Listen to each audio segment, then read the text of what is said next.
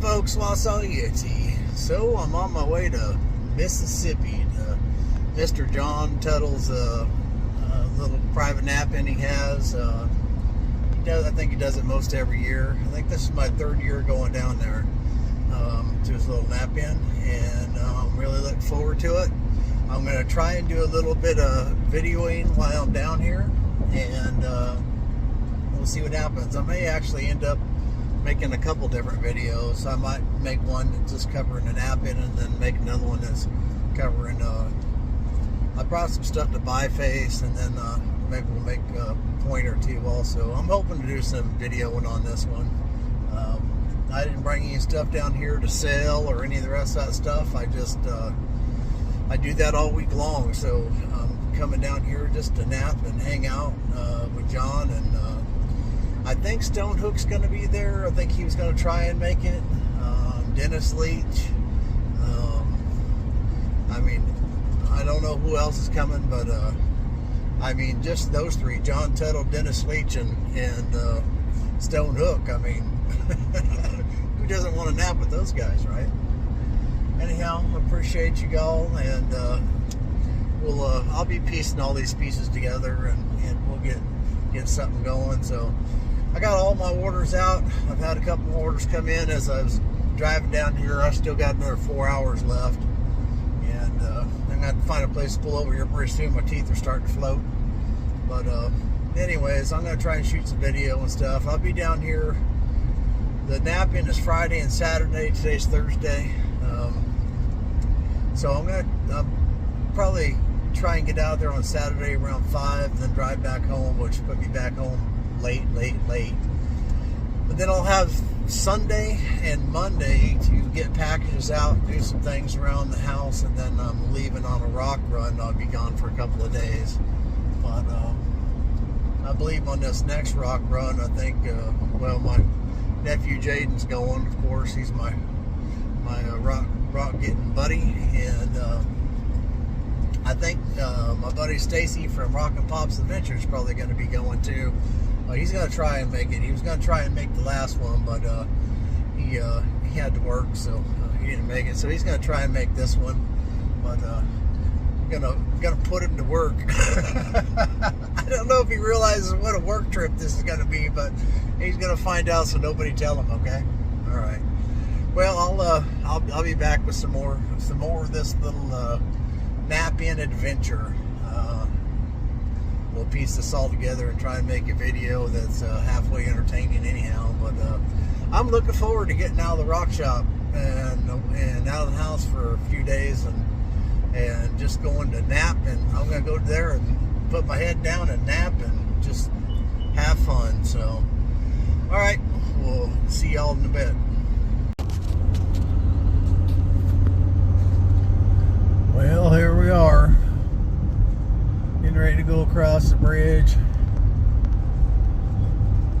crossing the mighty Mississippi,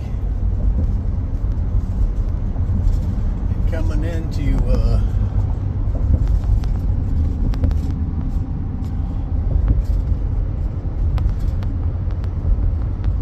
Mississippi. There's a sign.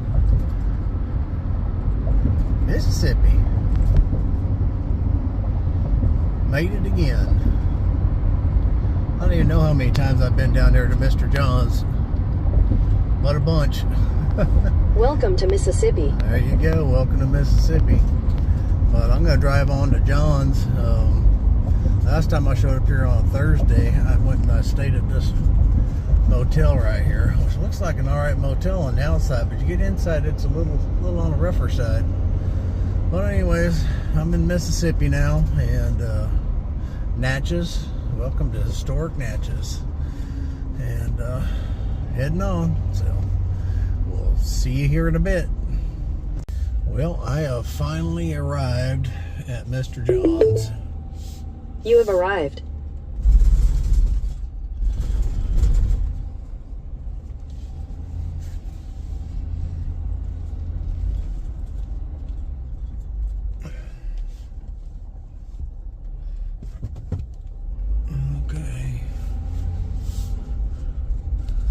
there's John's big old tree he lost. Someone was supposed to come cut it up. Don't look like they cut it all up. Well, anyways, pulling into Mr. John's. Finally made it. 6 hours later, and here I am. All right, next thing you guys see will probably be some flint napping, I suppose. That's pretty neat. Yeah. Where you roll that picture over. But I can get my Wi-Fi down here. All I gotta do is put it on my phone. And I have to pay extra, but my son told me I could do that. So I can get Wi-Fi down here. I didn't know that, so he told me. I have it on my phone.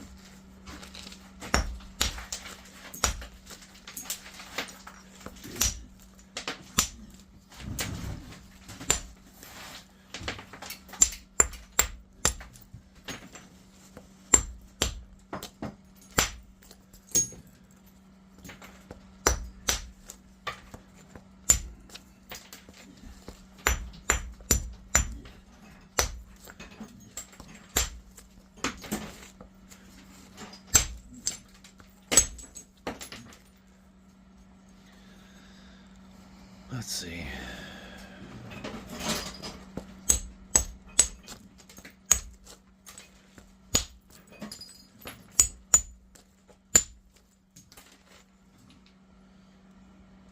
Solid in the middle, but it looked like he just curled up, stacked layers and layers. So I didn't give you a very good piece there, I guess, as I had that in it, because most of it is just pure like that. You know what I mean? Yeah. So of course, I gave you the rough piece. I didn't know if it would heat treat or not. It will. That gray is Now, what are slicked you up. running it through to get there? About 400? I've been keeping it below 350. Sir? I've been keeping it below 350. Oh, you don't go over 350? If the gray stuff, I take that stuff all the way up to 450. But Okay. the root beer stuff, I don't normally go over 350. Yeah, okay. Root beer we found we never heat treated, and it was premium, I mean. And it would be just laying on top of the ground. Let them pick it up.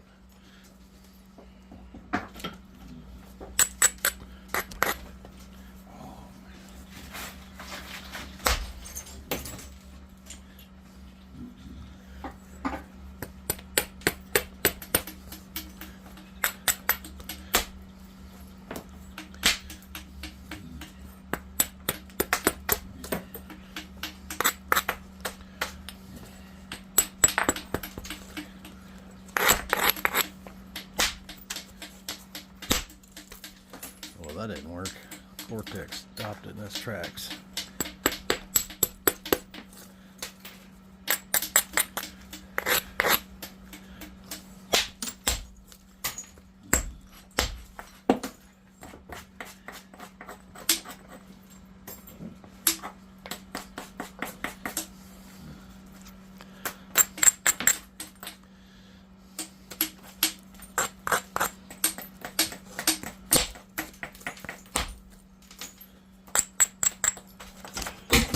Oh, I'm losing my thing here.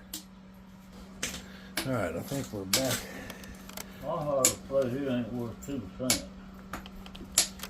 I get so mad at them. Every time I buy something from them, I go get part to it like a bandsaw.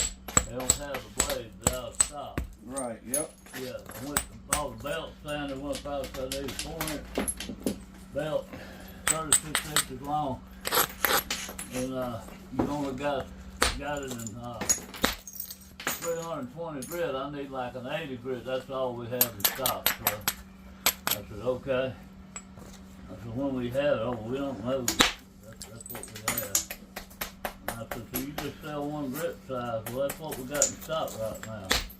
Like they don't know nothing.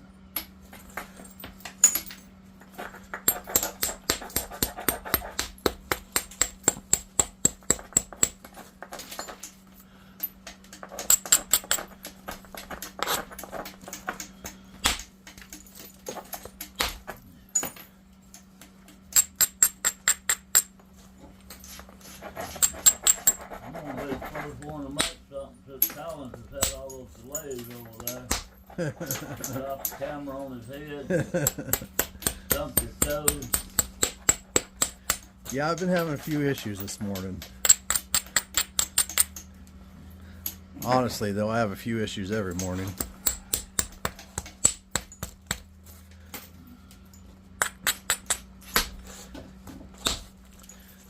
I'll crush that.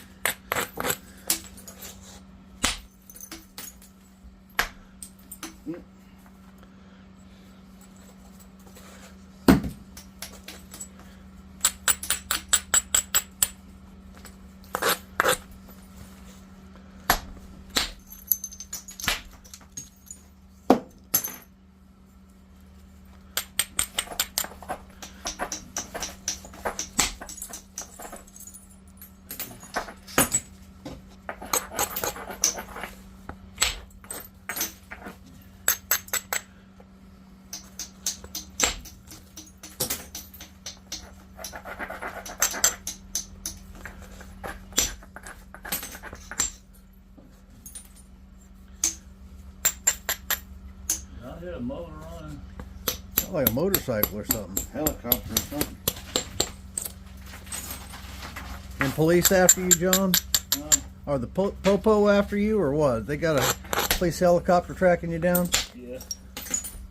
I just stand that out, but I can't Well, look push at the that. flake. I get it to as far as I can go with it. I don't have the strength to. Well, that's ready to make a point out of. Well, I can't get all the stuff out of it by pressure flaking. Yeah. Can't put no pattern in that. Yeah, I got all kinds of friends on motorcycles all the time. That's a helicopter. Yeah. Yeah, with the flyovers on from the hospital to Jackson. Everybody's got to be transported by helicopter. They come straight over my house. We run the middle of the flyovers on. You hear them at night time going over. They go to the hospital in Jackson. A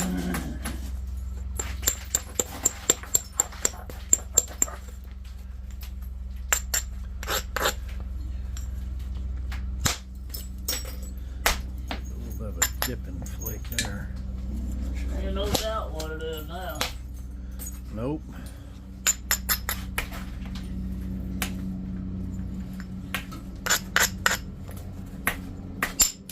Did you make those pressure flakers or you buying them?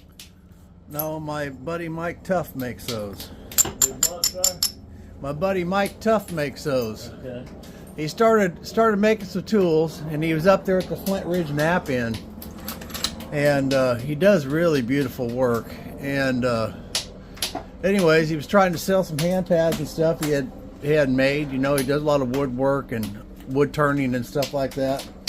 And one of the guys from the largest flint knapping supply out there, he was standing there talking to him, and the guy just looks at him and turns around and walks away and left him stand there talking to himself. And Mike had told me that story. I said, well, let's see if we can get your tools out there. And I started working with him a little bit and told him this is what I'd change, and that's what I'd change. And we sent them to some other people to get their feedback and stuff until we finally got some designs hammered out. And so I've been selling all of his tools. Good. And I told him, I said, you don't need them other guys. We'll get you fixed up. And we've been selling a lot of tools, so he makes some really, really good stuff. We're still refining a few things, but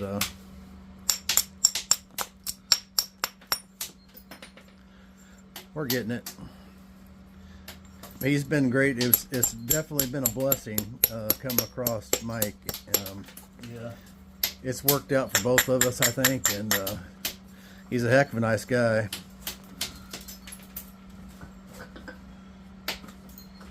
Well, that's good.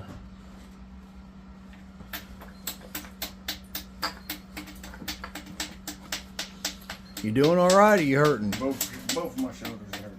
Is that right? Yep. I ain't napped in probably, I don't know, 3-4 months.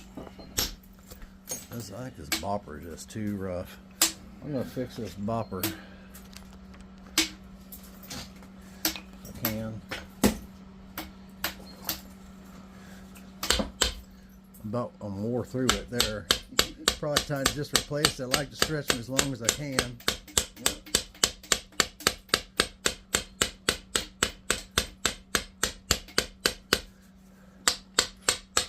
They start getting too rough, and then they crush the edge before they peel off flake.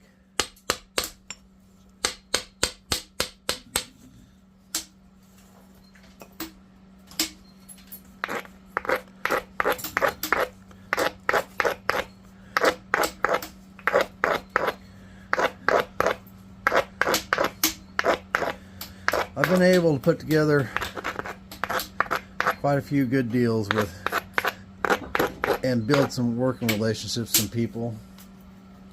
Mike Tuff being one of them, and Do what now? just building these relationships with these people, bringing some of their stuff to the market, you know. Yeah. And Mike Tuff's been great to work with, and Mike who? Mike Tuff's. His name's Mike Tuff's. And Never heard of him. yeah, well, I talk about him on my videos all the time. That means you ain't watching my videos, That might Mr. be John. where I heard the name from. I know the name. I'm sure that is. I talk about him all the time because I watch your videos, I know what it is, and I even got it local. With my wife. Ted Snyder too with the Noctomatics. That's been a good relationship also. What does Mike do? I'm not sure exactly what Mike does for a living, but his hobby is making a lot of woodworking stuff, and Is he making something you're selling? yeah, he's making my issue sticks, Okay. my issue sticks, my hand flakers, my boppers, Yeah, that's who you're talking all these about. pads and stuff. We Yeah. make a bunch of them pads. He makes all kinds of stuff for me. Okay. Yeah. See, I didn't know you when you first said his name. Yeah. Yeah, that would be a good deal.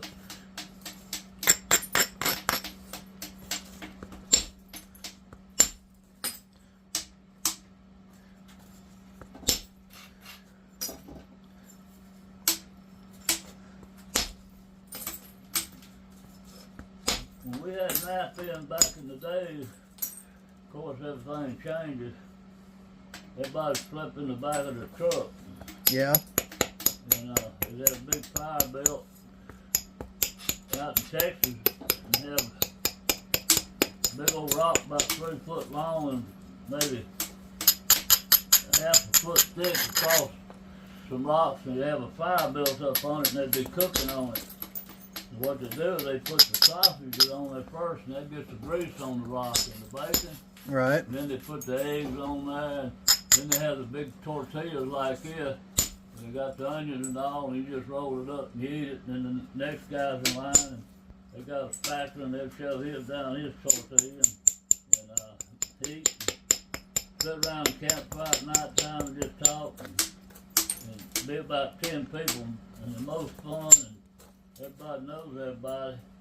And then they got where it's hundreds of them there, and they're selling clothes and toothbrushes, whatever you name it, like the flea market. They come selling everything.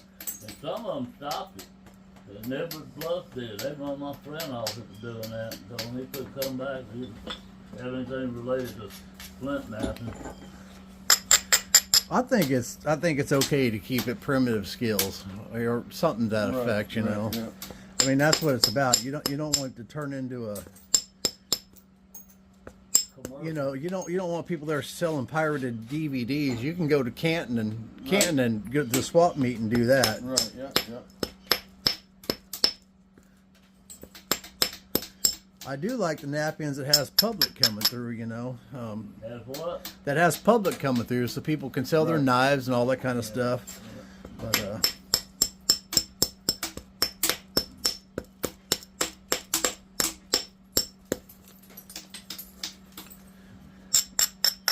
Public didn't even know we was having one for the first year or two. Then word get out and they'd advertise on the radio and TV, and they'd come out with cameras in Texas, you know, like Fort Worth or some news thing come out. What are y'all doing? Asking all kinds of questions. Next thing you know, they're selling coonskin hats and sandals and beadwork. Everybody's there. That stuff works pretty good. I got that one blanked out. That's Yeah. stuff that comes from Kentucky. That was telling me that about. Tyrone, yeah, it does Yeah. nap pretty good, don't it? Pretty sweet stuff. Yeah, pressure flake's real easy too.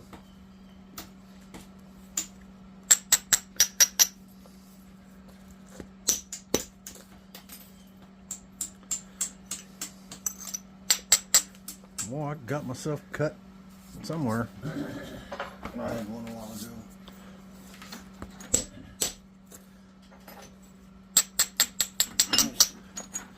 This thing's really ready for some indirect.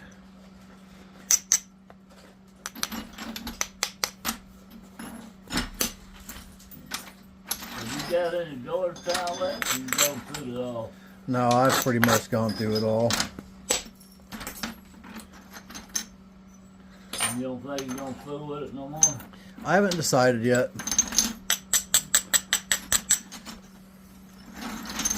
I don't know if they're just using a bunch of dynamite now or what, but it's just so fractured up. Well, see, that's Well, I the am thing- bleeding that's like the thing I always told him. They had 2 grades. And the back stuff is a lot cheaper than I ain't buying that stuff at factory, ain't it? No, that stuff ain't no good. I said, I'm gonna grade it out, and I would hand touch every piece I bought. Look at it, hit on it, whatever. I usually go, if it don't ring, I usually don't buy it. You don't care. You get at it.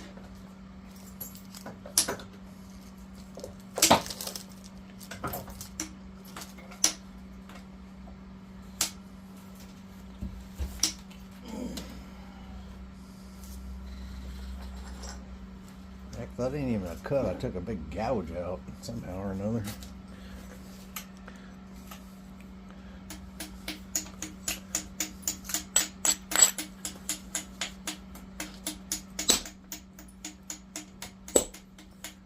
That didn't work.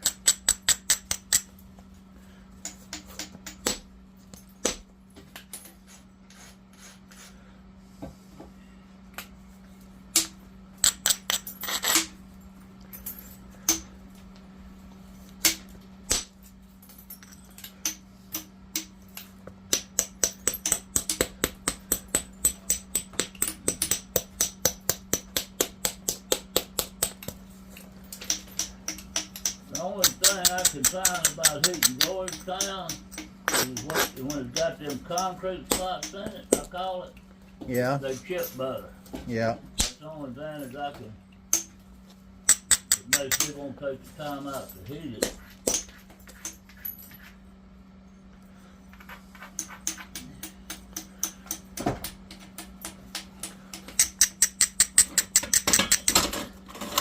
We would go to that Georgetown quarry. You can go in there and there's a guard there and got the road closed off. Got a rail like a railroad track. Got one of them things across it. Right. And he said, who you with and what's the deal? And I said, well, we'd like to get to Georgetown. And he'd raise that gate up. Did you see that pile over about 40 foot high? Yes, and I read over that guy and you go away and they come up with that big front end loader Yeah. and they drop it on your truck and it would just squat. It'd like be 2,500 pounds. Really? And you drive out there and it was free. Really? And then loads out there wasn't funny. And then all good things must come to an end. The insurance company found out about it. Some guy got hurt. He went in there on Sunday and it was closed. And going to back him out of the road. And he fell some kind of way, done something, got hurt. What? Did I smack you? No, that's it. It's just going in my chip pile. I seen a flake fly over there. I thought, man, I think I just whacked him. No, he's good. And that was the end of that. I wish you could still do that. Yeah, they're crushing it now. They got big conveyors that look loaded on planes and trucks and stuff. Yeah. And there's a big market for them. They bought a huge crusher. And they sell it to mix in with asphalt for the roads and stuff. Or you can buy it for landscaping material. there were little quarries, a whole bunch of them around there. And that's where Jennifer's getting it from. And I don't know if somebody knew James Bowe good enough. He's such a moody person. He might could tell him what quarries he's getting.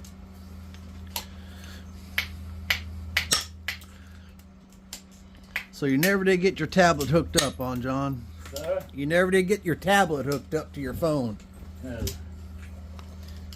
Give up. I'm gonna get me and the wife come spend a weekend one day when she and get her to hook all that up for me. And if she can do it, all that. I don't know nothing about it.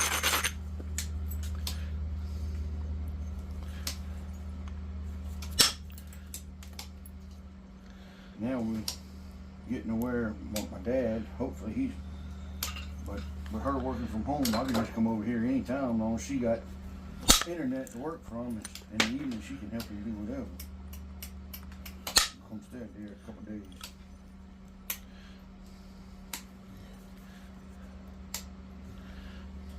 I was telling Kobe, I think that this working from home blows my mind.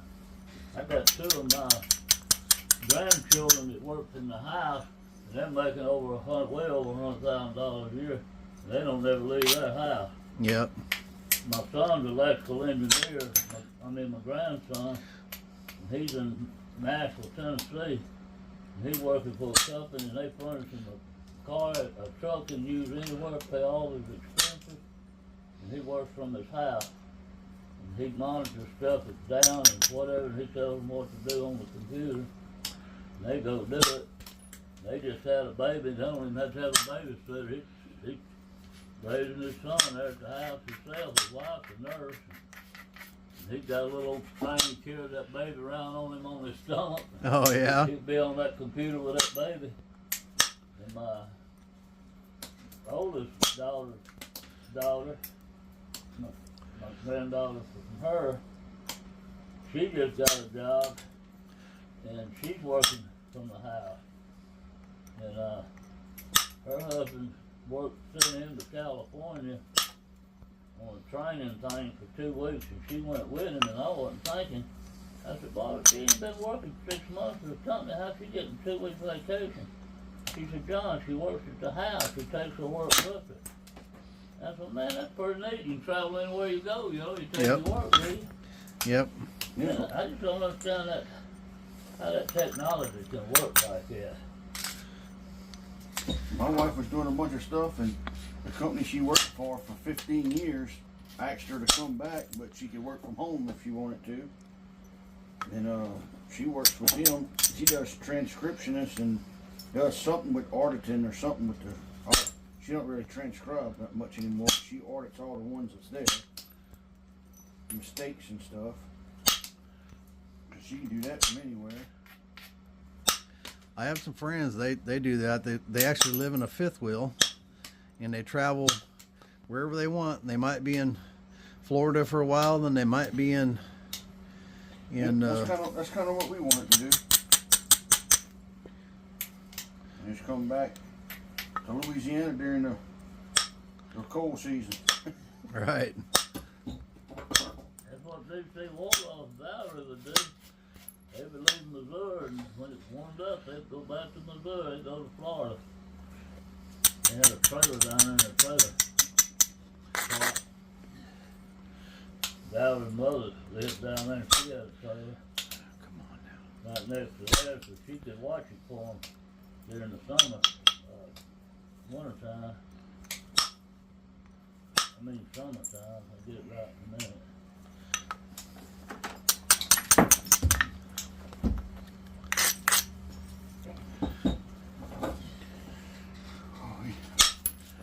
City sure does feel better on my damn shoulders than that Yeah. stuff. And I don't really care to mess with it too much. But That was a good flake.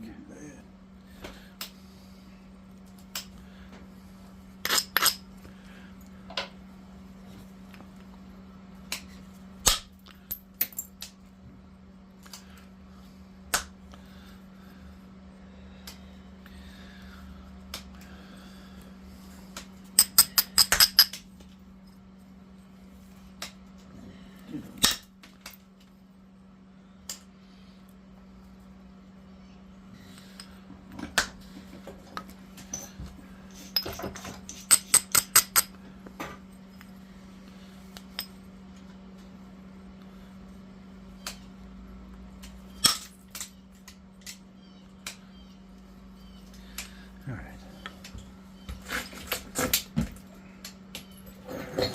Let's try a piece of this porcelainite.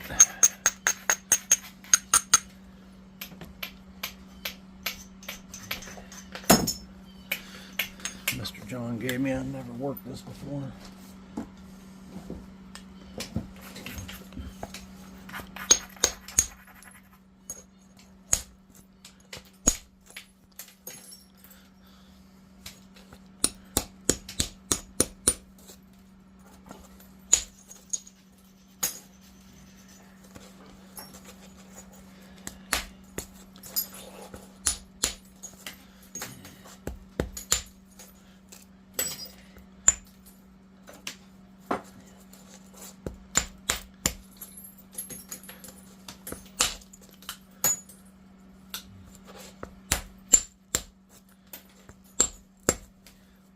Wow.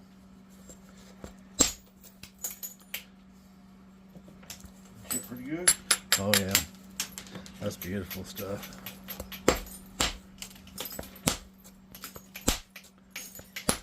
So far.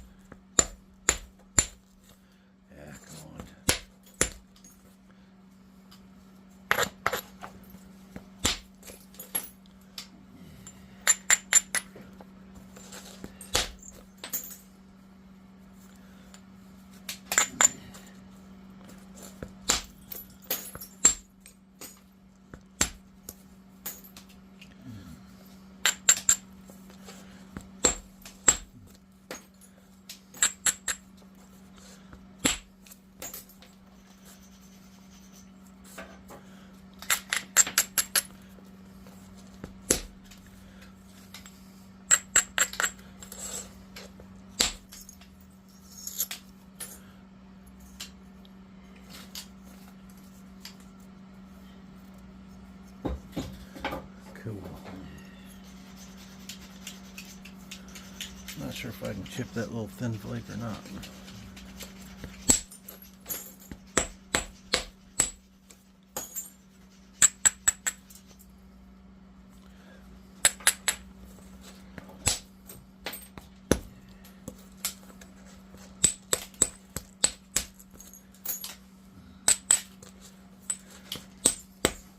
Yeah, Mr. John, my buddy Keith, that was here last year, sure wanted to come, but his wife just had a knee replacement. That's what you told me.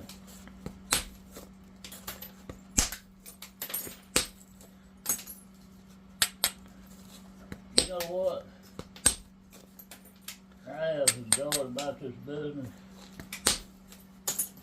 I've been in it a long, long time. Just meeting people, making friends in other towns and states and stuff. Yep. And you're starting to do that. I guess you are. It seems like you are. Yeah, I am. Let's go in there behind, and that's been like 20 years ago.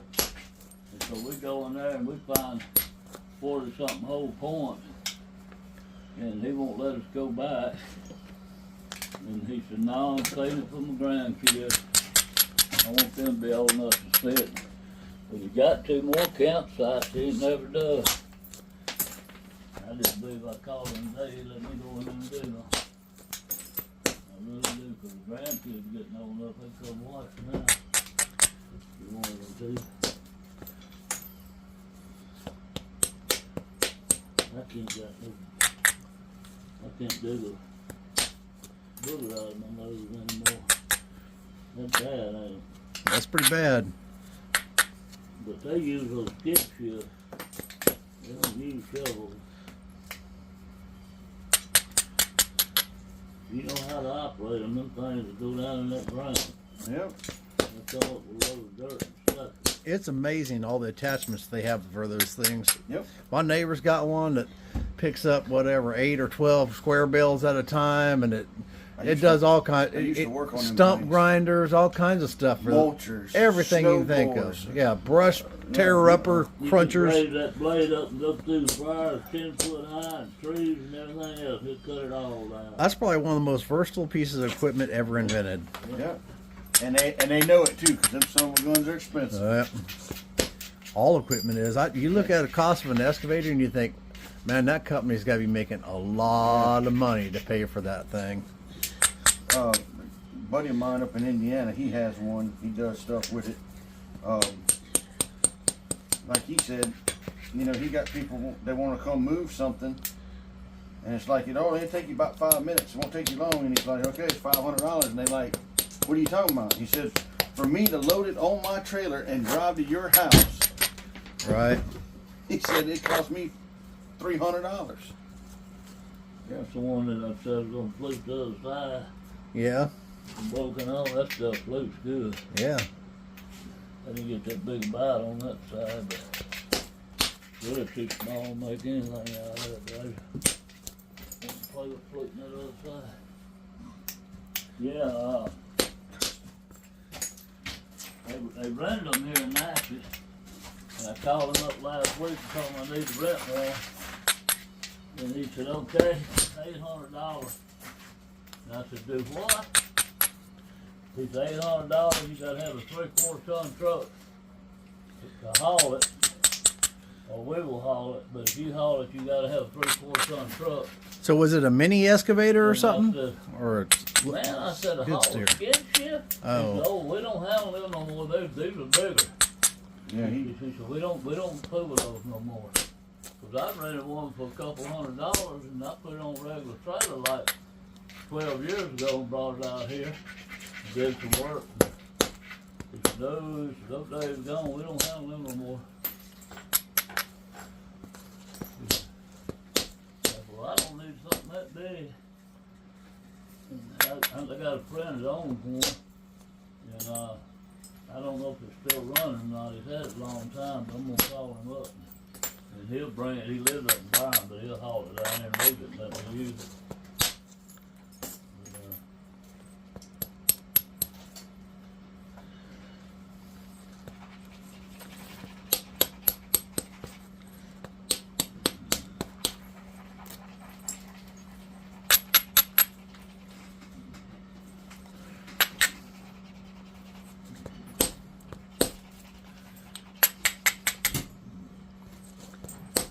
well, doggone it, they're crushing the heck out of it.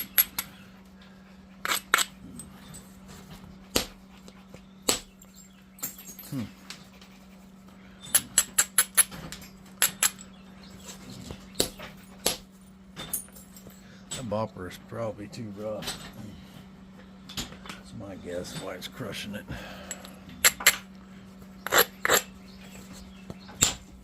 Oh yeah.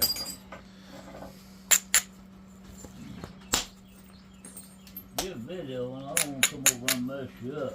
You're not gonna mess me up. I just got the video rolling and I'm gonna try and edit some stuff and try to make some sort of video. I told people I'd try to shoot some video and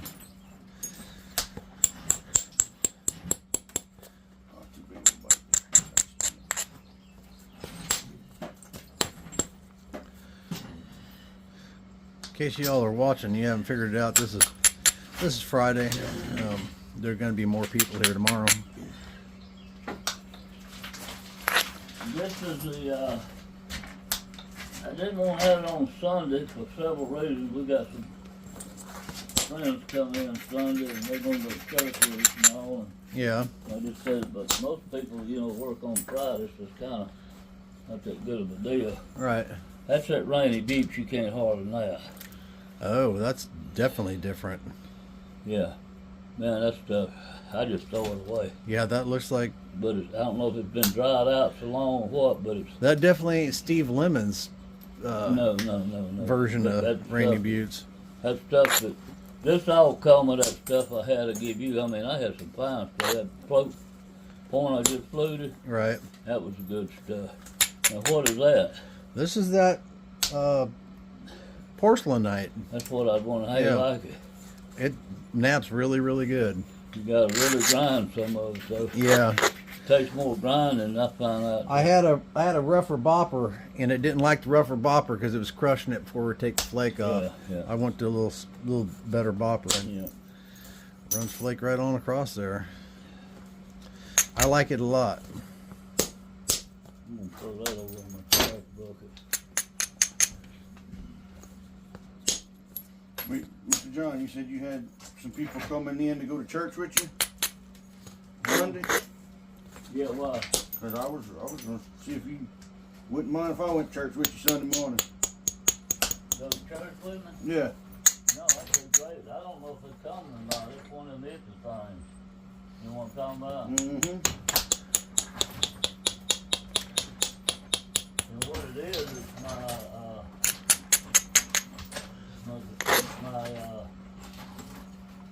grandson that's in Nashville. He's gonna be down at his dad's Thursday, yesterday for about that. He's gonna stay a while. And they have a little baby boy. And they said they might come and spend Sunday with us and go back to Nashville. But they're not sure. But I will know today. We're supposed to let my wife know today.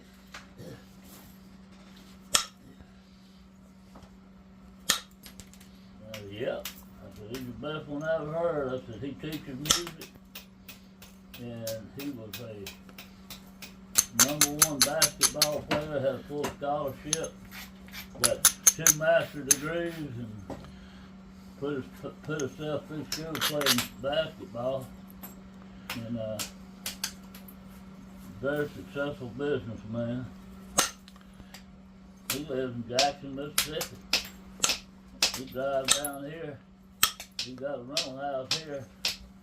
And he'll come down here like Friday and go back Sunday night. And they'll have choir practice, stuff like that.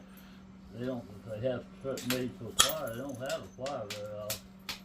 They just got a bunch of people for playing fiddles and drums and stuff like that. And had 4 or 5 people up there singing. And then you got another group, they rotated around. He got like 3 different groups. And they rotated around. One group sing one week, one group sings the next. It's some doggone good music. Good grief, I can't hold on to nothing. What are you doing, Kyle? Just breaking everything. Well, you're excited to get in my house. That's right. I was pretty doggone excited about getting it. It's been a while since I've been down here. I've been trying to get here since November and couldn't do it. I just had a string of bad luck, I guess you call it. And that happens to us all. I've had so much successful, well, not that much, but successful business, and all of a sudden it goes sour overnight and you lose everything. That's too physical. And I would let people tell me what to do instead of doing what I wanted to do because they were older than me and I figured they knew better. And I didn't want to do it. That man told me, he said, when you sell them businesses, you finance them. You don't let the bank do it. You're going to make all that money off that interest. And I said, okay, that's a good deal. And I got to thinking, man, I need to let the bank do that. I don't know nothing about that. I don't want to doing that. And my business partner, that was his daddy. He said, well, I think we ought to do it. We kind of argued about it. And we did it. Within 6 months, every one of them had gone bankrupt. And we lost all that money because we financed it. Boy, I learned my lesson. Don't never let the bank finance it. It's their fault. Bank got it. Yeah, that's you, huh? Boy, that destroyed my butt. I didn't think I'd ever see daylight again.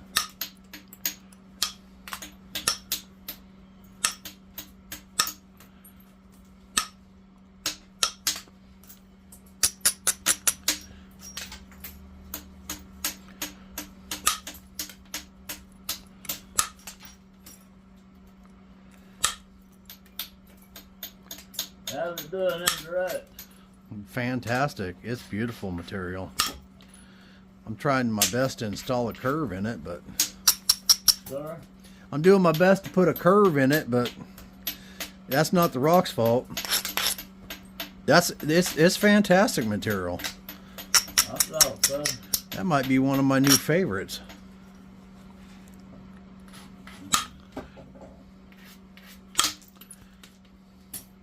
I was hinging it a lot when I first started. Yeah. And I realized I wasn't hitting it hard enough to move that much mass. That I could move that much mass on other rock. And so what I did, I went to a Ooh, bigger I billet dipped that bad. and started sanding good, and that stopped all the hinge problems. These plates are pretty, but it's going there and that shop waves would wear out. You wouldn't move that mass. As long as there wasn't a lot of mass I was moving, everything was working fine. I had a big old turtle back and I tried to take it out in one blow, it didn't work fine.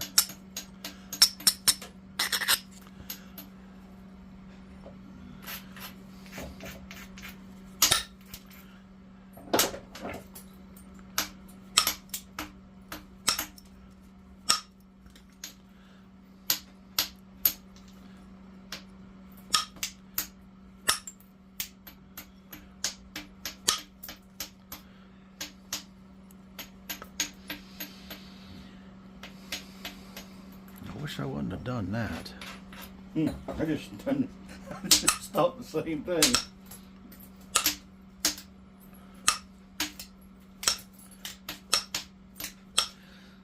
I've been sitting there for 10 minutes going, what am I going to make out of this? What am I going to make out of this? I kept going back and forth, back and forth, back and forth to deciding on something. Well, I got to come from this other side and...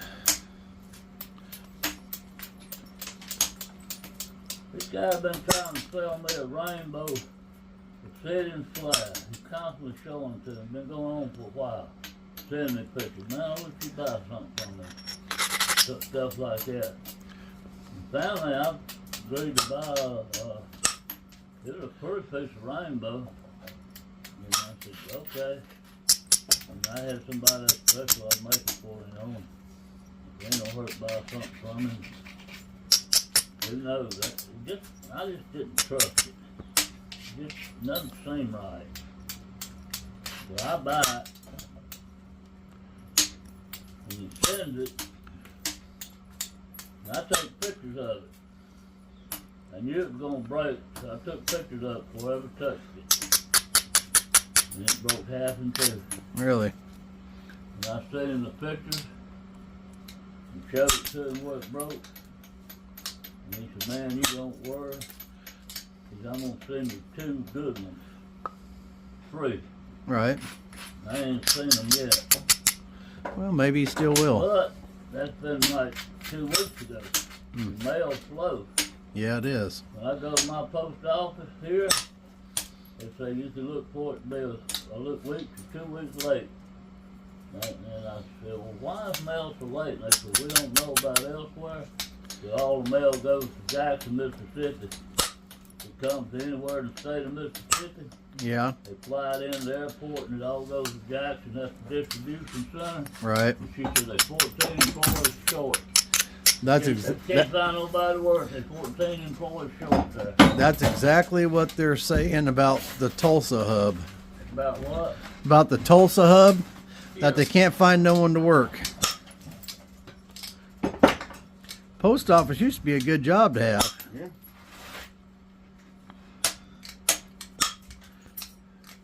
Yeah, you work for the post and did a pretty good job. Had good benefits, good retirement plan.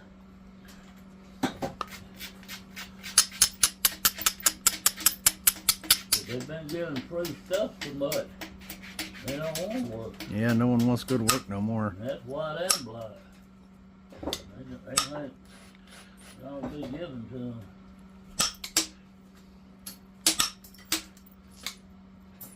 The funniest thing I ever saw, it wasn't funny then, I was pissed off. This guy come to me at church. He said, my son's getting out of high school tomorrow for the summer. He said he needs a job bad, Mr. Tuttle. I mean bad, bad. Is there any way you could help me out in time, doing anything? And I said, no. He said, man, my wife said on the way home, I told her, we give him a job, he can clean up and do a little odd things. And I was blowing and going with my flintknapping business and making a lot of knives and stuff. Well, he can run a bandsaw, cut handles, off and stuff like that. I called him back, his name was Russ Hazelett. And I said, tell the light, be here in the morning at 8 o'clock. He said, okay. 8 o'clock he didn't show up. 9 o'clock he didn't show up. 10 o'clock he didn't show up. And about 11:15 he shows up. And he had 6 flat tires on his truck, and somebody that said it cut them and stabbed them. I think some kid at school did it, just for the fun of it as a prank. So he had to go to the tire place, and took him that long, they didn't have the tires. They had some coming in on shipping. Took it for them any hour, they said, any minute. They didn't get them till about 11:30 to put on there. Well, we didn't have cell phones, he didn't bother to borrow their phone and call me and tell me what's going on. So I didn't think too much about it. It's kind of a bad way to get started off, Yeah. So I told him, I said, okay. I said, tell you what I want you to do. I said, I got a pile of flint out there about 3 foot high. I'm going to give you a hoe, and the handle's only about 2 foot long. And you're going to sit down on a bucket and pull that flint out of that pile, and you're going to grade it. And I said, it can't be smaller than a silver dollar. It can't be larger than a credit card. I said, the guy makes 5 strikers that he sells the kit with the steel and the flint and all in it. Right. And it fits in that kit, so if it's too big, you can't put it in that little metal box he sells it in. But he don't want it no smaller than a silver dollar. And I said, this bucket will hold 400 of them. 5-gallon bucket. I said, I'm getting 25 cents a piece for them. And I said, you put them in that bucket and fill it up. I said, I need 4 buckets full. And so I stood down by him and I took the rake and I pulled the daggum stuff out and give him one. And I said, here's your sample to measure by. And I said, here's your other one. Yeah. And I said, I got to go in the house, and I said, I got to wrap a bunch of knife handles inside, and the UPS comes at 4 o'clock, and I got to have a bunch of packages ready. And I said, I'll check back on you, and I said, y'all be through in a couple of hours. About an hour, I go out there, and he's laying down sideways with his elbow on the ground and his hand propped like this. Are you serious? Look now, and he's got a rock, and he's looking at it through the light. And I go out there and there's 20 in the bucket. Really? 20 pieces in the bucket.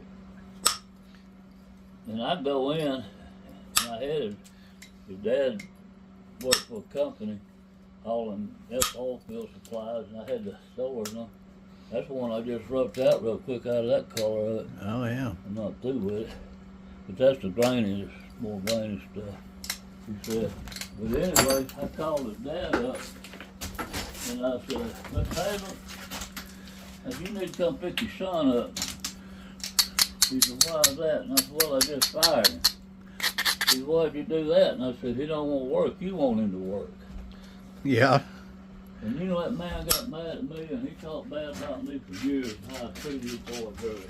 Oh, yeah. Didn't the thing I've saved in my life.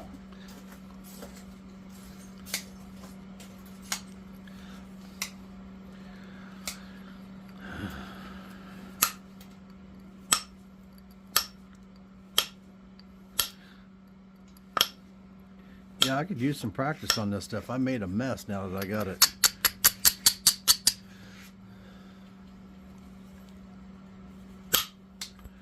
Come on now. That should release. Not understanding why it's not.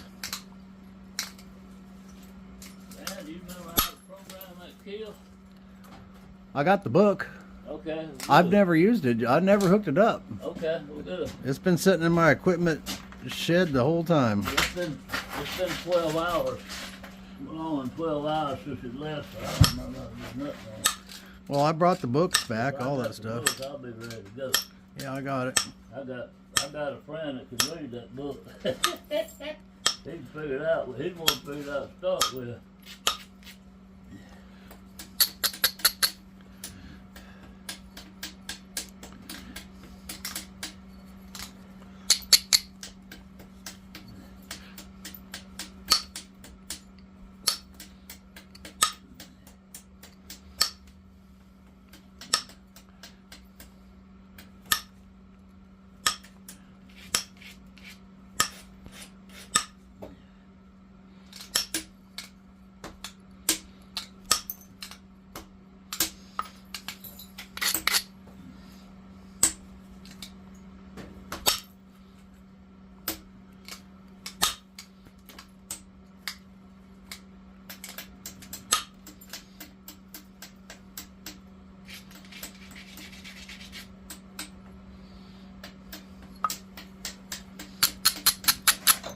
What do y'all think about this electric bicycle? I got one. I got a friend that owns a company. They making them. They making them in China. Yep. They're selling the shit out of them. He helped design it. And they bought some and figured out things that they thought would improve on them and stuff like that. And they designed their own. And he's selling the shit out of them things. I bought me and my wife both one. We take it when we're RV camping. Yeah, I wouldn't mind having one. He uses it for turkey hunting. They can quiet going through the woods. Right. And you hear a turkey gobbling in your pasture, and he's half a mile away. You get on that thing and just whoop you up out of no time, you know. Yep, I hunted a mini turkey hunting off a regular bike, just a regular bicycle. I can imagine that works. A bunch of them people got them in West Virginia, and they said you got to buy the ones. They make two different ones, or I say two different ones. Most companies does. Some of them will go 20 miles an hour, and some of them will go 30. Right. But if they go over 20, they won't allow you on the bike trails up there. Yeah, they did make a bunch of rules for them. They're regulating the bike you ride now, they. Yeah. Yeah, they want to stick their nose in everything. Yep. We should have an eject button, and every time one of those bureaucrat dipwads want to make a new rule for some stuff like that, you just hit the eject button and it just shoots them into outer space and they're gone.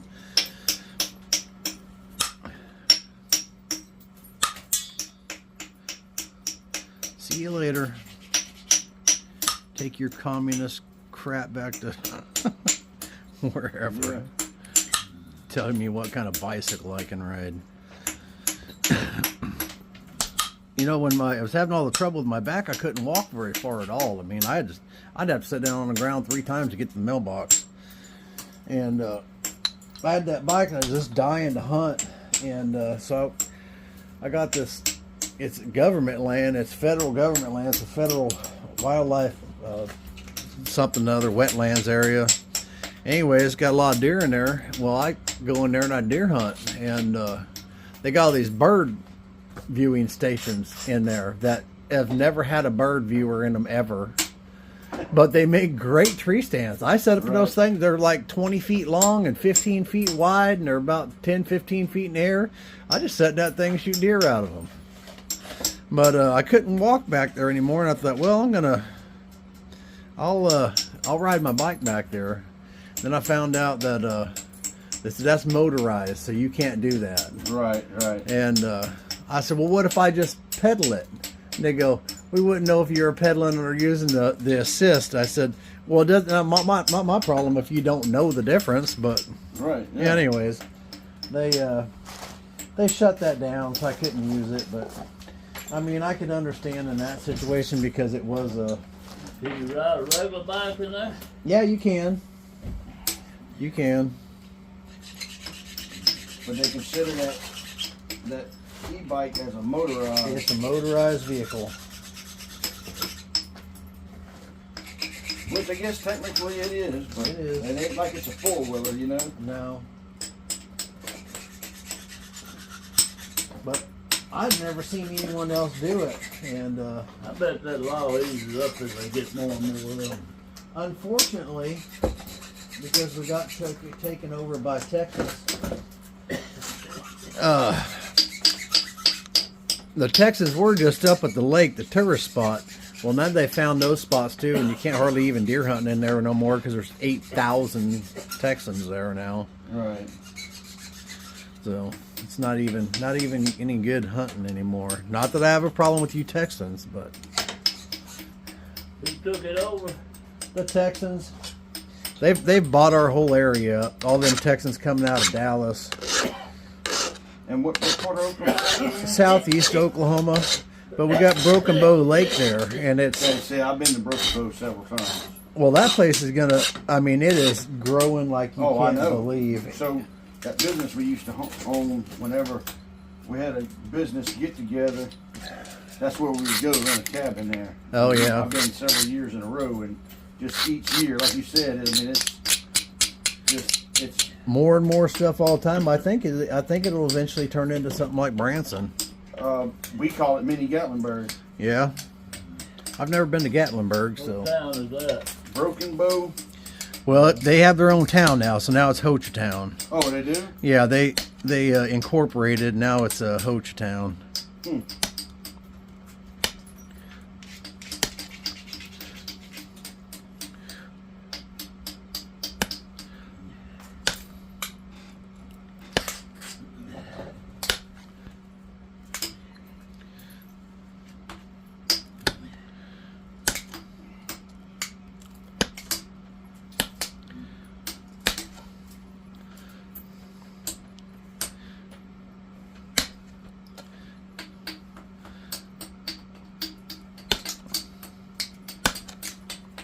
There was I don't know if it's still there or not, but there's a seafood restaurant in there. In Hochatown? Yep. What? I forget the name of it. I've never seen that. That was, let's see. With actual real seafood, or Yep, me and the wife went there. I'm trying to think where it's at. I don't know how to explain to get there. You go like if you're coming, I don't know, I guess you're coming south going north. I think that's how the town goes, right? yeah, Main road, okay, you coming south. north and south. Yeah. Pass up the, where you go into the park, or to the lake or whatever. You pass that up and you go down and there's on the right hand side there was a big huge I call it a tourist store. Yeah, they're all tourist stores. Yeah, well back then I'm trying to think what year that was that we went. It was before COVID and all that. Anyway, there's a little road to your left and you go down there. I want to say the name of it was called Shucks. Huh. And we went in and I said, man, they ain't gonna have Actual seafood. actual seafood. We went in there and there's pictures of shrimp boats and stuff. The guy was from Biloxi. Oh, really? That owned the man and wife that owned it was from Biloxi, and they moved there and opened that restaurant. And it was actually really good food. I was very impressed. Well, that was something that was a kind of a shock for us when we moved to Oklahoma, because we'd see a restaurant, they'd say they got seafood. Well, we're from Alaska. We'd go in there, we're expecting king crab, Dungeness, snow crab, salmon and halibut and all that kind of stuff, or mahi-mahi, all that kind of stuff. And we go in there and it's catfish and crawdads and I said, that is not seafood. That's pond food. That is not seafood. That is nonsense calling alligator seafood. Yeah. They have fried catfish. Fried They looked at chicken, me. They looked. fried chicken strips. That's Yeah. seafood place. They looked at me and they were like, well, that is seafood. What's a halibut? That's what they said. You get used to it after a while, though. You tell them the only reason it's seafood is look at it and see it. Yeah, that's the only reason it's seafood. Yeah, they got seafood. They didn't even have shrimp. That's what I tell them here. I said, man, I come from Florida. And this is not seafood. No. I mean, it's good and all, but that's kind of like calling pine hardwood. I don't know when pine became a hardwood, but Frederick, Texas opened up and called it a Cajun seafood restaurant. Boy, we stopped in there, and it's right on the bridge across a little creek there. And it had a deck that goes out over the creek, you know. yeah.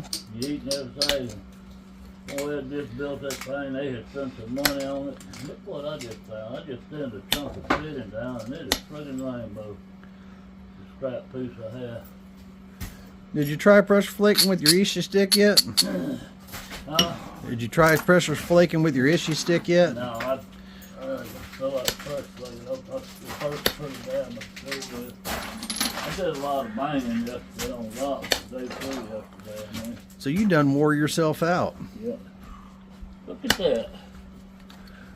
Get that ain't rainbow in your life. Oh yeah, that's rainbow. I ain't no doubt about that. No. Definitely rainbow. I haven't been in my scrap pile for a long time. Look at that. Yep. Maybe I need to look through your scrap pile. Huh? I need to look through your scrap pile. You're throwing away all the good stuff. Well, it was over here somewhere. I think there's another piece of it right over there.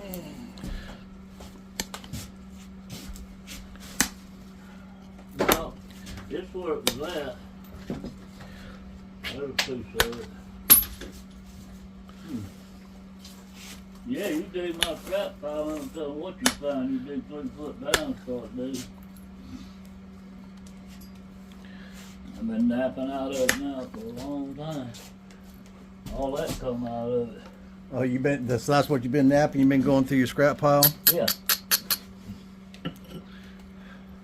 My friend Pete Smith, I tell you, got the Horse Creek on the hunting lease. By any point I make out of buffalo, but he wants them at least 5 inches long. And, I made him some the other day. I hadn't made none in over a year, and he keeps saying, "Man, when you gonna start making points again?" I said, "I just don't feel like it." And he was tickled pink, you know.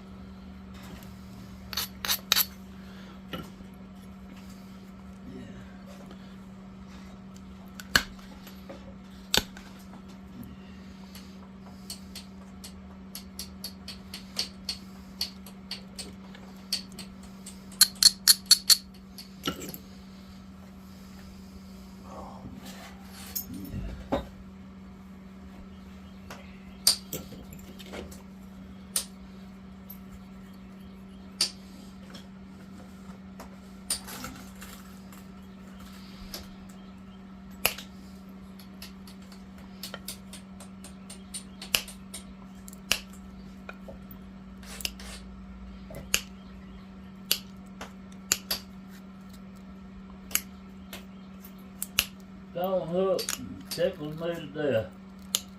Dang, I didn't hit where I was aiming. Yeah. And he'll sit there and stand the play and grind it and hit 4 inches up above it. And he ground up there, and then he'll come back and hit that. I said, well, I guess his mind was on that place too, you know. I get the biggest kick out of watching him. He's one of my favorite nappers to watch.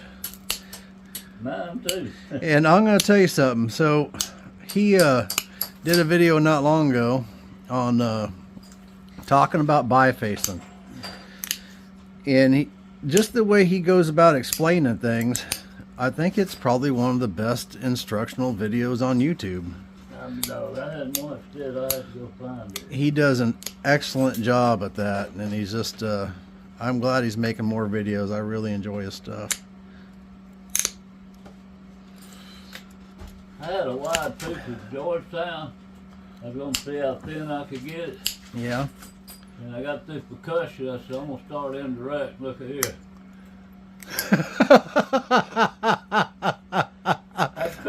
That's pretty wide. I cracked that spot, and then another spot, and I cracked it. I said, well, I guess I'm just gonna make me a drill or something. Well, that's a fine drill, Mr. John. Man, I was so mad I wouldn't give up, but I just kept hitting that thing. I said, I'm gonna have to play that and show it to somebody. This one started out real good too, and then I threw a bad spot in it, and I chased that thing till I shrunk it up to this, but I had a Dalton in mind anyway, so I think that's what we're gonna do.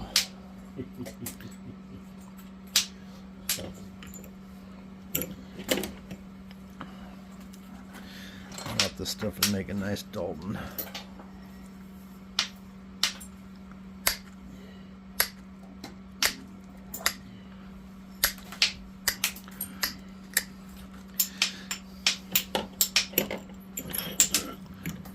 Kobe, you don't mind, and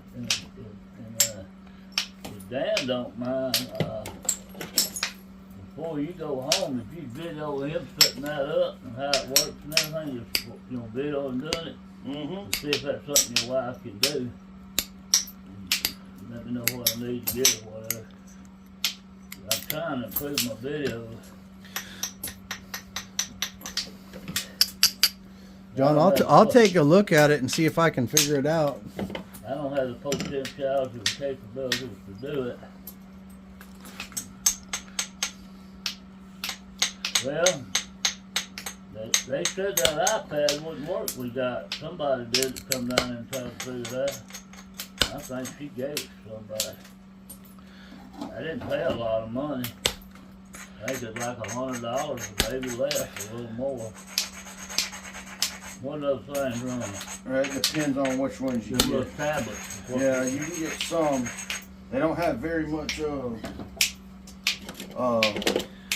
Memory. memory and then processing speed or whatever. They're more of a whatever you call it.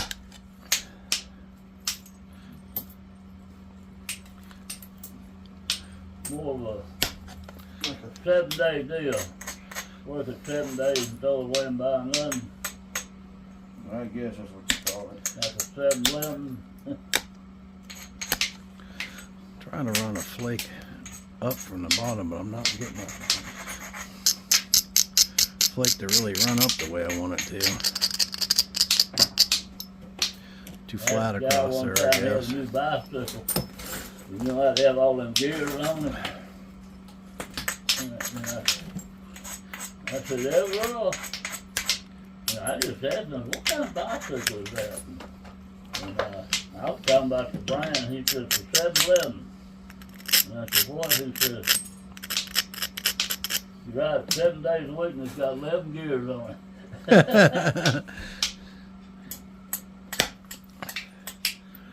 No, it's not running a flake up there very far.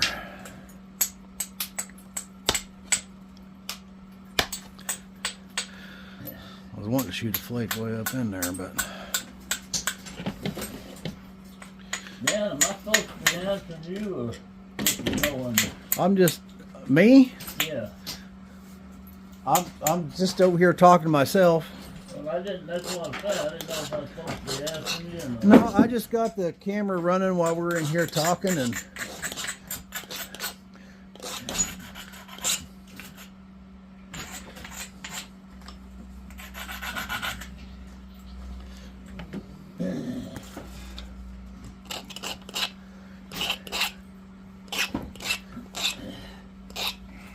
you know, I went that Stone Hook. Oh, Terry, he was at Niblett's Bluff when I was down there. And I just started washing his stuff. And I sat there and napped next to him for 2 days and had no idea it was even him. You went to Neighbor's Bluff and did what? And was napping down there. And I told my buddy Keith, I said, I'd really like to meet old Stone Hook sometime. He says, well, you sat there for 2 days napping by him. I said, what are you talking about? He goes, he was at Niblett's Bluff. I didn't even know it. I even talked to him, but I didn't realize who he was because you never see his face. Who was it? It was Stone Hook. Oh. It was Terry. He was down there napping. He went there as well. He told me he went down there. If I would have known that was him, I would have been glued to him.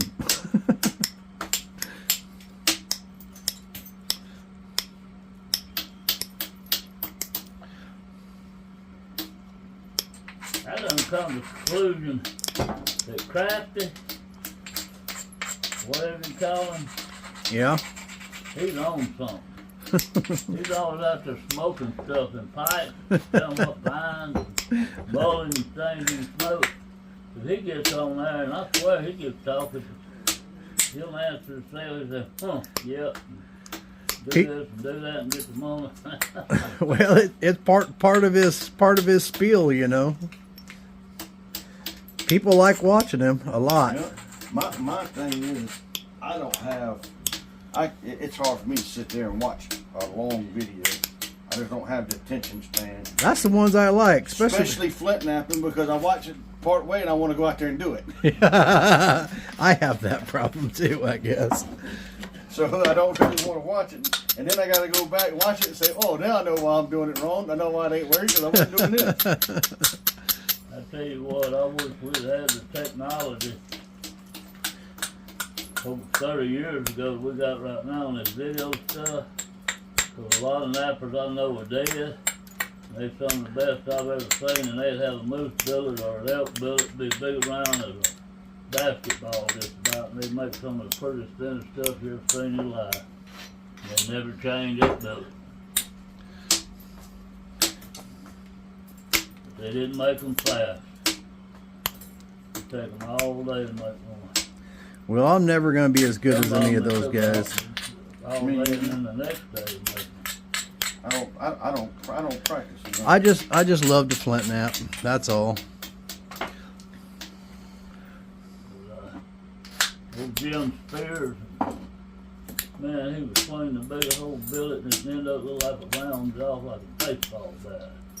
He'd file that thing and he could take that cornstone and he'd make it like a feather when he got through with it. Big stand, make big old blades. 8 and 10 inch blades wasn't nothing. You swear pressure plates, but wasn't nothing but percussion stars going down through there. Somebody give them a piece of flint they had. And it was at D.C. Waldo's house. He invited me to come up there and Jim and Bob Hunt, 7 of us he invited. And Jim was known for his big cattle blades, spear blades, you know, like point on both ends. Yeah. Real wide in the middle, and they take them down, and like the gray ghost, the big blades, and make them real thin. And that was his niche. And he gave him about a 10-inch piece of rock. And about 4 hours later, 6 hours later, he's through with it. And I ain't even watching him. I done watched him so many times. And we used to beat up in Texas and travel all over Texas, me and him trying to get permission to find flint. We had very little luck getting on ranches. But I didn't watch him. When he got through, it was passing around, but it was in a circle. And I was sitting beside him, and it went the other way, so I'm the last one to look at it. And I'm looking at it, and one of the guys said, "Man, hold it up to the light and look at it." When I went to hold it up, it slipped and fell. There wasn't nothing but rocks under our feet. And it hit a big old rock out, cropping out of that dirt, and it broke in 3 pieces. Wow. And I have never been so embarrassed in my life. I was, first time I've ever been invited to DC's house, and all those great nappers were there. And he wanted me to come be part of it. And man, Charlie Shure was there. Bob, Leon Huff was there. And all those guys were famous for notching and stuff they do, pine trees, different things. And I said, Jim, I am so sorry. I said, my gosh, I said, I think I had like $60 on me. And I said, how much? And I pulled my wallet out. And they all like, oh, and the eyes this big around. I reach and get my wallet and pull it out. He said, what's that for? I said, I'll send you more money when I get home. And he started laughing. And he just sitting there laughing like that. And I said, what's so funny? He said, it's just a rock. He said, I ain't making no one just like it, Mr. John. What you upset about? And I said, well, I'm embarrassed. He said, well, no reason to be embarrassed. They got him another big rock out, whoever did. He made it and finished it. Just like it. And I learned then that I don't get upset when I break a head more hard. I just laugh. It was just a rock. Just a rock. All you gotta do is start over. You told me that when you were first mentoring me. Yeah, I try to tell everybody that. And I've stuck with that. I was like, well, it's just a rock. I do that all the time. Keeps you from getting pissed off.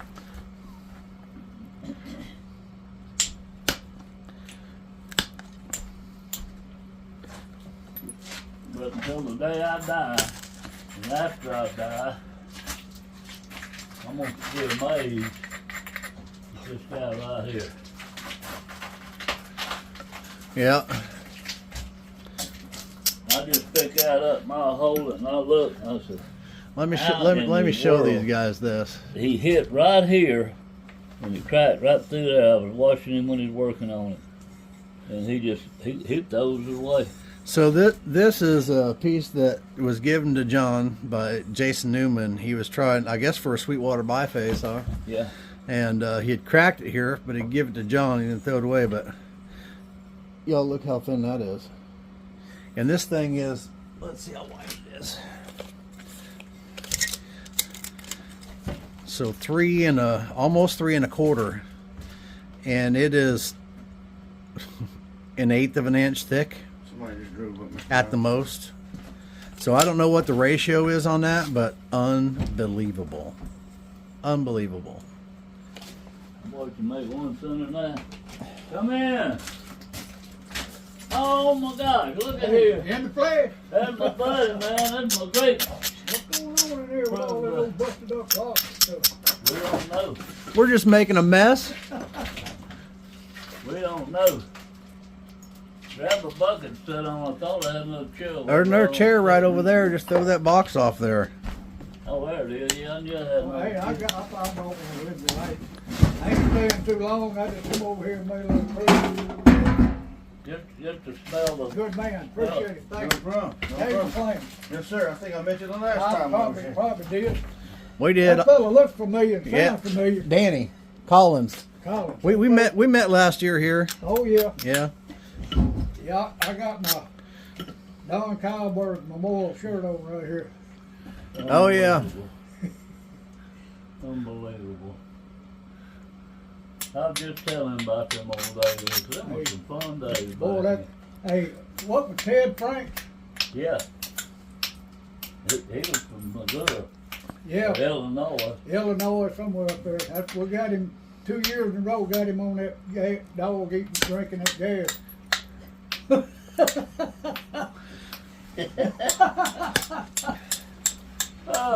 Charlie Shuey. I told him I chainsaw blade had pine sap all over it. I took it off and put it in a flat bucket with gasoline, letting it soak. Yeah. And the hound dog had been running deer, and he come running up there, and he started laughing. He thought it was water. And that dog took off, howling and rolling, turned 3 flips, and just fell over. Wow. And he said, dead. And I said, no, he run out of gas. And I went back the next year and caught him on it again. Same story. Oh, me dang. That's Remember funny. Charlie Shuey getting up in the dark, walking barefooted to the restroom, and you said, stop, there's scorpions all on that floor. You remember? Charlie, he just froze. I just mentioned Charlie Shue while we were talking about Jim Spears and D.C. Waldorf and all. And Charlie Shue was something else, boy.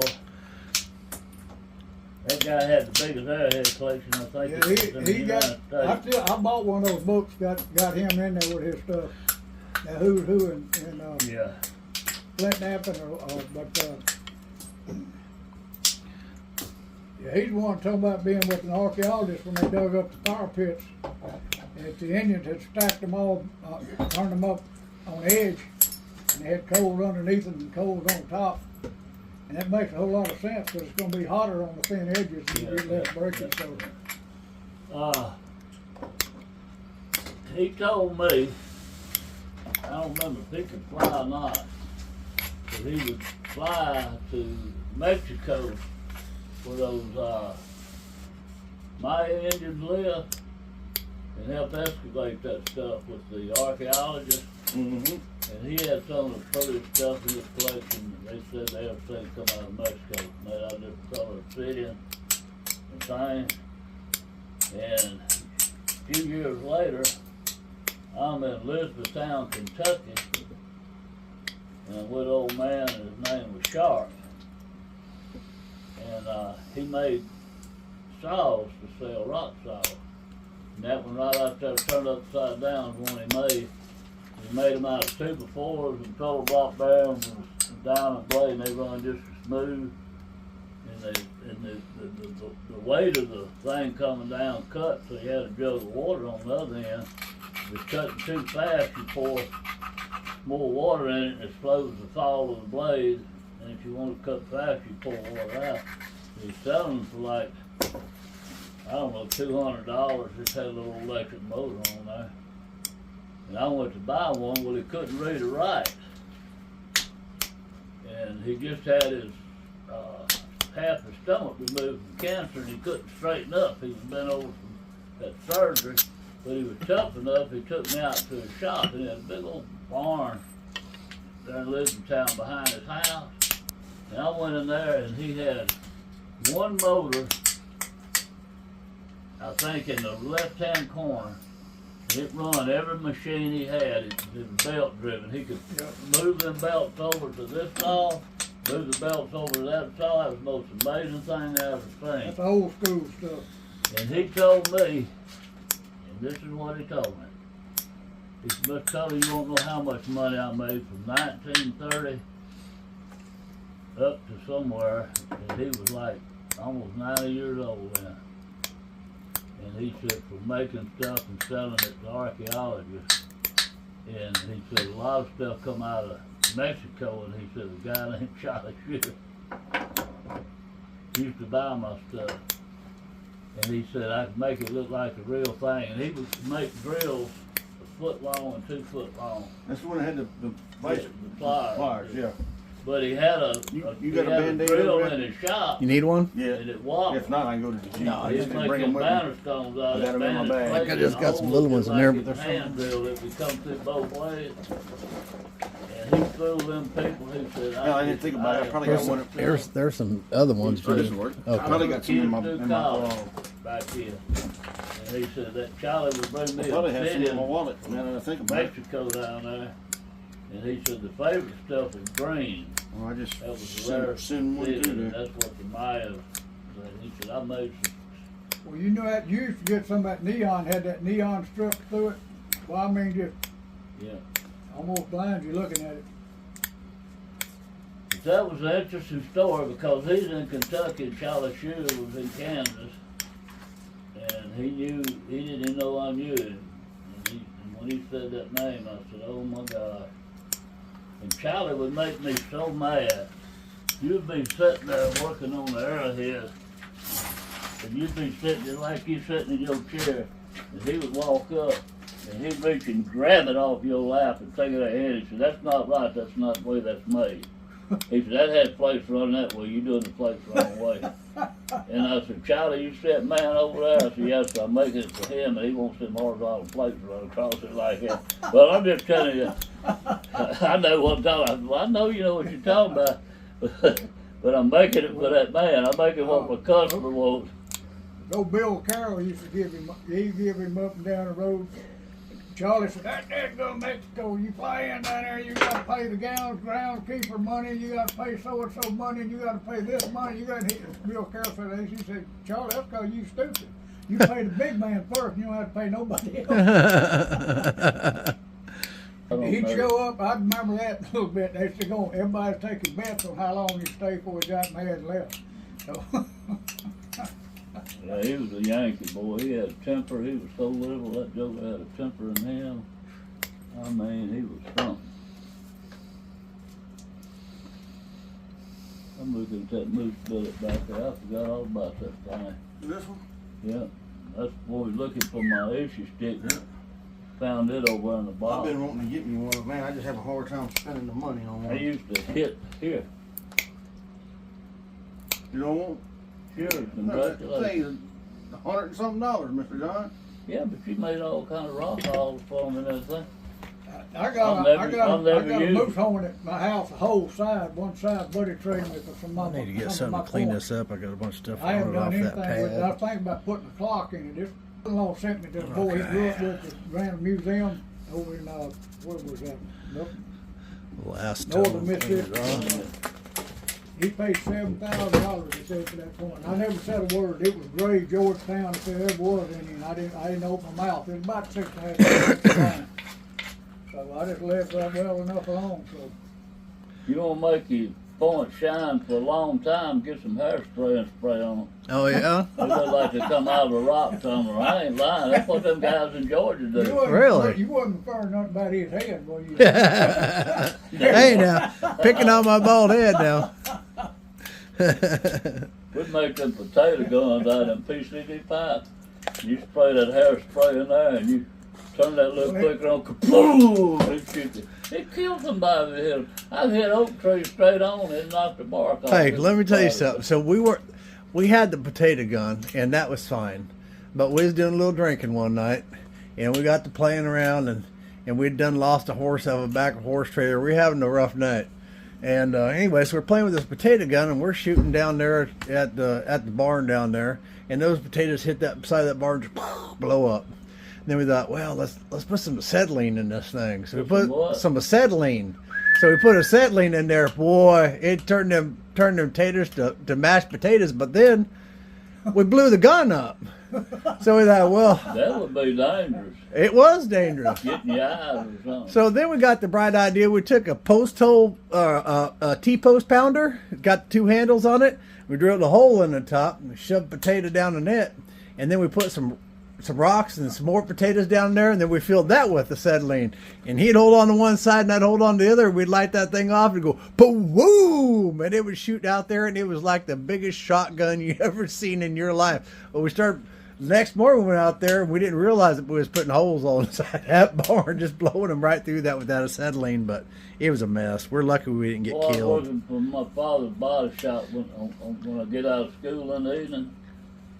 And they just, them black guys would leave anything on the floor. And they had the cutting torch, hose and all this lead on Dalton. the floor. And What's they one backed night, the car Dalton? out. And it's and got run this one over it, spot and they right didn't there I don't know really it, care and for, it but broke the gas part. And it's leaking out. And it's wintertime, and I got on a loose sleeve jacket. yeah. And I pick it up, and all that stuff, gas is going up all up in here. And I strike it, and Oh. everywhere.